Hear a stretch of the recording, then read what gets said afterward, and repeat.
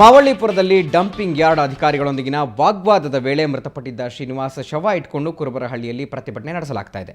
ಮೃತ ಶ್ರೀನಿವಾಸನ ಕುಟುಂಬಕ್ಕೆ ಪರಿಹಾರ ನೀಡಬೇಕು ಅಂತ ಒತ್ತಾಯಿಸಿ ಪ್ರತಿಭಟನೆ ನಡೆಸಲಾಗ್ತಾ ಇದೆ. ಸ್ಥಳಕ್ಕೆ ಸಿಎಂ ಮತ್ತು ಡಿಸಿಎಂ ಭೇಟಿ ನೀಡಬೇಕು, ಪರಿಹಾರ ನೀಡಬೇಕು ಅನ್ನೋದು ಪ್ರತಿಭಟನಾ ನಿರತರ ಒತ್ತಾಯ. ಅಲ್ಲದೆ ಮಾವಳ್ಳಿಪುರದಲ್ಲಿ ಕಸ ವಿಲೇವಾರಿಯನ್ನ ಯಾವುದೇ ಕಾರಣಕ್ಕೂ ಅವಕಾಶ ನೀಡೋದಿಲ್ಲ ಅಂತ ಪಟ್ಟು ಹಿಡಿದಿದ್ದಾರೆ. ಸ್ಥಳಕ್ಕೆ ಕೋಡಿಹಳ್ಳಿ ಚಂದ್ರಶೇಖರ್ ಭೇಟಿ ನೀಡಿ ಮೃತರ ಕುಟುಂಬಕ್ಕೆ ಸಾಂತ್ವನ ಹೇಳಿದರು.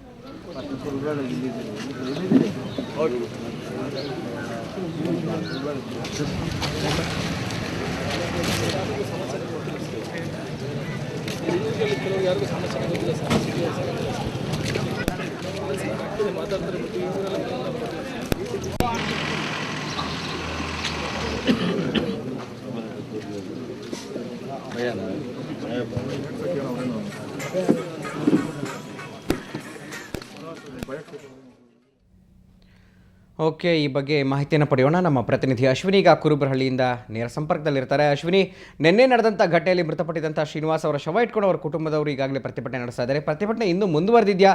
ಒಟ್ಟಾರೆ ಏನು ಅವರ ಆಗ್ರಹ ನಂದಿನಿ? ಗುರುಪ್ರಸಾದ್, ನಿನ್ನೆ ಏನು ಶ್ರೀನಿವಾಸ್ ಅವರು ಮೃತಪಟ್ಟಿದ್ರು, ಅವರ ಮೃತದೇಹವನ್ನ ಇಟ್ಟು ಇವತ್ತು ಅವರ ಮನೆಯಲ್ಲೇ ಅವರ ಶವವನ್ನಿಟ್ಟು ಪ್ರತಿಭಟನೆಯನ್ನ ಮಾಡ್ತಾ ಇದ್ದಾರೆ ಅವರ ಕುಟುಂಬಸ್ಥರು ಮತ್ತೆ ಮಾವಳ್ಳಿಪುರದ ಜನತೆ. ಅವರ ಆಗ್ರಹ ಇಷ್ಟೇ: ಮಾವಳ್ಳಿಪುರದಲ್ಲಿ ಕಸ ಹಾಕಬೇಡಿ ಒಂದು, ಮತ್ತು ಅವರ ಕುಟುಂಬಕ್ಕೆ ಏನು ಶ್ರೀನಿವಾಸ್ ಕುಟುಂಬ ಇದೆ ಅವರಿಗೆ 25 ಲಕ್ಷದ ಧನ ಪರಿಹಾರ ಕೊಡಿ, ಮತ್ತು ಮುಖ್ಯಮಂತ್ರಿ ಅಥವಾ ಉಪಮುಖ್ಯಮಂತ್ರಿ ಇಲ್ಲಿಗೆ ಬಂದು ಒಂದು ಭರವಸೆ ಕೊಡಬೇಕು, ನಮಗೆ ಸ್ವಸ್ಥವಾದ ಜೀವನದ ಭರವಸೆಯನ್ನ ನೀಡಲಿ, ನಮ್ಮ ಪ್ರತಿಭಟನೆಯನ್ನ ಹಿಂದಕ್ಕೆ ತಗೊಳ್ತೀನಿ ಅನ್ನುವಂತಹ ಮಾತನ್ನ ಹೇಳಿದ್ರು. ಆದ್ರೆ ಮುಖ್ಯಮಂತ್ರಿ ಉಪಮುಖ್ಯಮಂತ್ರಿ ಈವರೆಗೂ ಇಲ್ಲೇನು ಬಂದಿಲ್ಲ.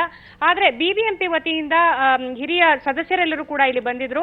ಈಗಲೂ ಕೂಡ ಮಾತುಕತೆಯನ್ನ ಮುಗಿಸಿ ಈಗ ಕುಟುಂಬಸ್ಥರಿಗೆ ಸಾಂತ್ವನವನ್ನ ಹೇಳುವ ಕೆಲಸವನ್ನು ಮಾಡ್ತಾ ಇದ್ದಾರೆ. ನಮ್ಮೊಟ್ಟಿಗೆ ಪಾಲಿಕೆಯ ಹಿರಿಯ ಸದಸ್ಯರಾದಂತಹ ಕಟ್ಟೆ ಸತ್ಯ ಅವರಿದ್ದಾರೆ. ಏನೆಲ್ಲ ಮಾತುಕತೆ ನಡೆಯಿತು ಕುಟುಂಬದವರ ಜೊತೆ ಈಗ ಕೇಳೋಣ. ಸರ್, ಏನ್ ಹೇಳ್ತಾರೆ? ಇಲ್ಲಿನ ಜನನ ಬೇಡಿಕೆ ಏನು?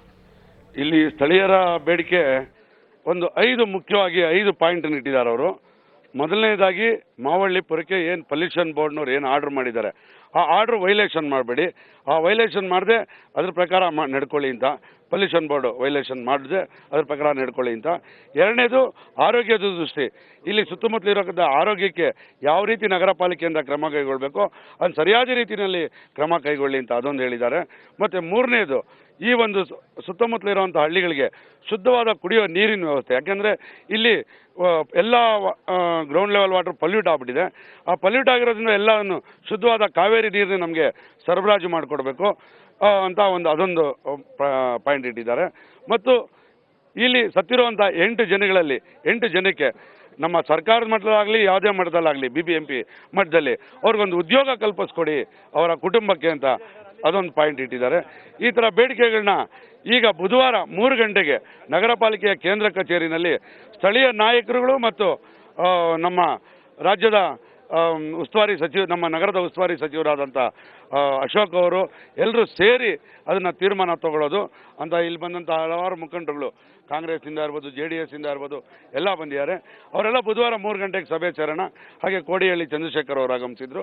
ಎಲ್ಲ ಹೇಳಿದ್ದಕ್ಕೆ 3 ಗಂಟೆಗೆ ಸಭೆ ನಿಶ್ಚಯ ಆಗಿದೆ. ಆ ಸಭೆಯಲ್ಲಿ ಯಾವ ರೀತಿ ಕ್ರಮ ಕೈಗೊಳ್ಳಬೇಕು ಅಂತ ತೀರ್ಮಾನ ತಗೊಂಡು ಕ್ರಮ ತಗೊಳ್ತೀವಿ ಅದ್ರ ಬಗ್ಗೆ. ಸರ್, ಈ ಹಿಂದೆ ಕೂಡ ನೀವು ಆಡಳಿತ ಪಕ್ಷದ ನಾಯಕರಾಗಿದ್ರಿ, ಈ ಸಮಸ್ಯೆ ಆಗ್ಲೂ ಕೂಡ ಇತ್ತು. ಆದ್ರೆ ಭರವಸೆಗಳನ್ನ ಕೊಡ್ತಾನೆ ಬರ್ತಾ ಇದೆ ಸರ್ಕಾರ, ಯಾವುದನ್ನು ಈಡೇರಿಸ್ತಾ ಇಲ್ಲ ಅನ್ನೋಂಥದ್ದು ಒಂದು ಆರೋಪ. ಇದಕ್ಕೆ ಏನ್ ಹೇಳ್ತೀರಾ? ಈ ಬಾರಿನಾದ್ರು ಈಡೇರುತ್ತಾ ಅವ್ರದ್ದು? ಇಲ್ಲ, ಈಡೇರಲೇಬೇಕು. ಯಾಕೆಂದ್ರೆ ನಾವು ಸೆಗ್ರಿಗೇಷನ್ ಯೂನಿಟ್ಗಳು, ಆರ್ಗಾನಿಕ್ ನಮ್ಮ ಯೂನಿಟ್ಗಳನ್ನ ಇವನ್ನೆಲ್ಲ ಹಾಕೋಕೆ ರೆಡಿ ಮಾಡ್ತಾ ಇದ್ದೀವಿ. ಸಮಯ ಬೇಕಾಗುತ್ತೆ, ಸ್ವಲ್ಪ ಸಮಯಾವಕಾಶ ಬೇಕು. ಯಾಕೆಂದರೆ ಒಂದು ಯೂನಿಟ್ ರೆಡಿ ಆಗಬೇಕಾದ್ರೆ 1 ವರ್ಷ ಬೇಕಾಗುತ್ತೆ. ಆ ಗ್ಲೋಬಲ್ ಟೆಂಡರ್ ಕರೆದು ಅವ್ರನ್ನೆಲ್ಲ ನಾವು ವರ್ಕ್ ಆರ್ಡರ್ ಕೊಟ್ಟು ಅವ್ರಿಗೆ ಪ್ಲೇಸ್ ಕೊಟ್ಟು ಎಲ್ಲ ಮಾಡೋ ಜೊತೆಗೆ ಟೈಮ್ ತೊಗೊಳುತ್ತೆ. ಆದರೆ ಮುಂದಿನ ದಿನಗಳಲ್ಲಿ ಮಾವಳ್ಳಿಪುರ ಇರ್ಬೋದು, ಮಂಡೂರು ಇರ್ಬೋದು, ಈ ರೀತಿ ಆಗಕ್ಕಂತೂ ನಾವಂತೂ ಬಿಡೋದಿಲ್ಲ. ಆ ಸೆಗ್ರಿಗೇಷನ್ ಯೂನಿಟ್ನ ಹಾಕ್ತೀವಿ, ಆಟೋಮೆಟಿಕ್ ಸೆಗ್ರಿಗೇಷನ್ ಯೂನಿಟ್ನ. ಬೆಂಗಳೂರು ಜನತೆಗೆ ಇರ್ಬೋದು ಮತ್ತು ಸುತ್ತಮುತ್ತಲ ವಾಸ ಮಾಡೋವಂಥ ಜನತೆಗೆ ಒಂದು ಪರಿಹಾರನ ಕಂಡುಹಿಡಿದೇ ಹಿಡಿತೀವಿ ಅಂತ ಹೇಳಕ್ಕೆ ಇಚ್ಛಪಡ್ತೀನಿ. ಇದು ಕಟ್ಟೆ ಸತ್ಯ ಬಿಬಿಎಂಪಿಯ ಹಿರಿಯ ಸದಸ್ಯರು ನಮ್ಮೊಂದಿಗೆ ಹಂಚಿಕೊಂಡ ಮಾತು. ಯಾವುದೋ ಒಂದು ಪರಿಹಾರವನ್ನು ಕಂಡುಹಿಡಿತೀವಿ, ಆದರೆ ಸ್ವಲ್ಪ ಟೈಮ್ ಕೊಡಿ ಅಂತ. ಆದರೆ ಜನತೆಯ ಆಗ್ರಹ ಇಷ್ಟೇ, ಇವರು ಟೈಮ್ ತಗೊಳ್ಳಿ, ಆದರೆ ವರ್ಷಾನುಗಟ್ಟಲೆ ತಗೊಳ್ಳೋದು ಬೇಡ, ಆದಷ್ಟು ಬೇಗ ಎಲ್ಲದನ್ನು ಪರಿಹರಿಸಲಿ ಅನ್ನೋದು ಎಲ್ಲರಿಗೂ, ಬೆಂಗಳೂರಿನವ್ರಿಗೂ ಕೂಡ ಸಮಸ್ಯೆ ಇದೆ. ಅಲ್ಲಿಂದ ಇಲ್ಲಿ ಸಮಸ್ಯೆ ಆಗ್ತಾ ಇರೋ ಜನತೆ ಕೂಡ ನಮ್ಮ ಸಮಸ್ಯೆಯನ್ನು ನೀವು ಬಗೆಹರಿಸಿ ಅನ್ನುವಂಥ ಮಾತನ್ನು ಹೇಳ್ತಾ ಇದ್ದಾರೆ. ಒಟ್ಟಾರೆಯಾಗಿ ಒಂದು ಸಮಗ್ರ ಯೋಜನೆ ಕಲ್ಪಿಸಿ ಈ ಎಲ್ಲಾ ಸಮಸ್ಯೆಗಳಿಗೂ ಒಂದು ಅಂತ್ಯವನ್ನು ಹಾಡುವ ಅವಶ್ಯಕತೆ ಇದೆ ಅನ್ಸುತ್ತೆ. Guruprasad. Okay, thank you Ashwini ತಮ್ಮೆಲ್ಲ ಮಾಹಿತಿಗೆ.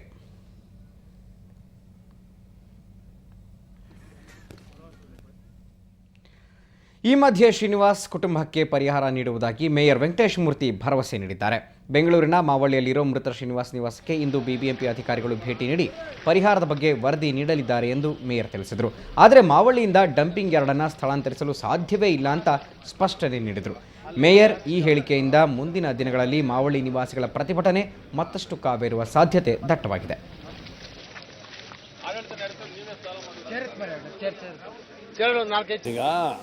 ಈಗಾಗಲೇ ಭಾಳ ವರ್ಷಗಳಿಂದ ನಡೀತಾ ಇರೋದು ಅಲ್ಲೇ ಮುಂದುವರಿತದೆ. ಅಲ್ಲಿ ಸಾರ್ವಜನಿಕರಿಗೆ ನಾಗರಿಕರಿಗೆ ಏನು ತೊಂದರೆ ಆಗಿರುತ್ತೋ ಅವ್ರಿಗೆ ಪರಿಹಾರ ನೀಡ್ತೀವಿ.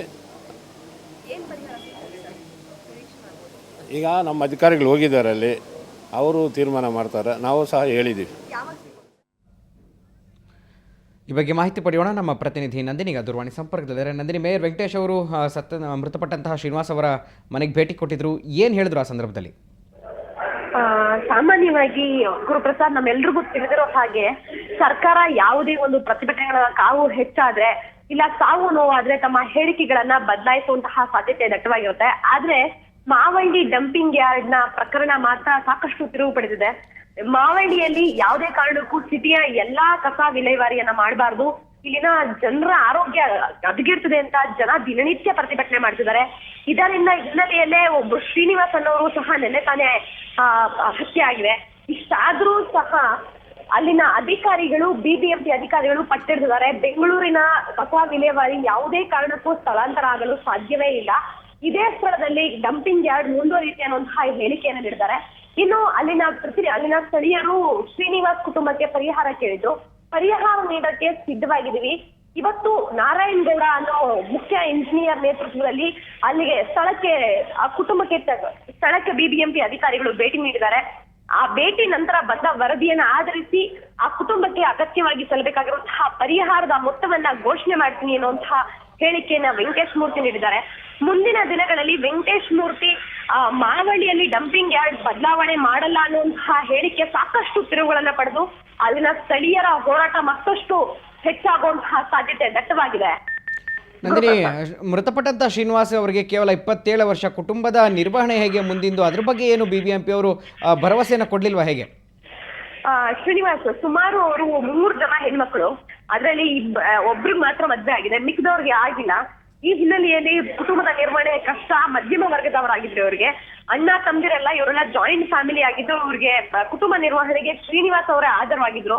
ಆದ್ರೆ ಸ್ಥಳೀಯವಾಗಿ ಈ ರೀತಿಯ ಘಟನೆಗಳ ಸಂಭವಿಸುವ ಹಿನ್ನೆಲೆಯಲ್ಲಿ ಯಾವುದೇ ಒಂದು ಮೊತ್ತವನ್ನ ಈಗ ಮೇಯರ್ ಅವರು ಘೋಷಣೆ ಮಾಡಿಲ್ಲ. ಬದಲಾಗಿ ಸ್ಥಳಕ್ಕೆ ನಾರಾಯಣ್ ಕುಮಾರ್ ಅನ್ನೋರು ಬಿಬಿಎಂಪಿಯ ಮುಖ್ಯ ಇಂಜಿನಿಯರ್ ಸ್ಥಳಕ್ಕೆ ಭೇಟಿ ನೀಡಿದ್ದಾರೆ. ತದನಂತರ ಪರಿಶೀಲನೆಯ ನಂತರವಷ್ಟೇ ಅದರ ಮೊತ್ತವನ್ನ ಘೋಷಣೆ ಮಾಡ್ತೀವಿ ಅನ್ನುವಂತಹ ಭರವಸೆಯನ್ನ ನೀಡಿದ್ದಾರೆ. ಅಲ್ಲಿ ಕುಟುಂಬಸ್ಥರಿಗೆ, ಅಲ್ಲಿನ ಸ್ಥಳೀಯರಾಗ್ಲಿ ಅಥವಾ ಬೆಂಬಲಿಗರಾಗಲಿ ಅವರು ನಡೆಸ್ತಾ ಇರುವಂತ ಒಂದು ಪ್ರತಿಭಟನೆಗೆ ಸಾಥ್ ಕೊಟ್ಟಿದ್ರೆ ಅವ್ರು ಏನ್ ಹೇಳ್ತಾರೆ ನಂದಿನಿ?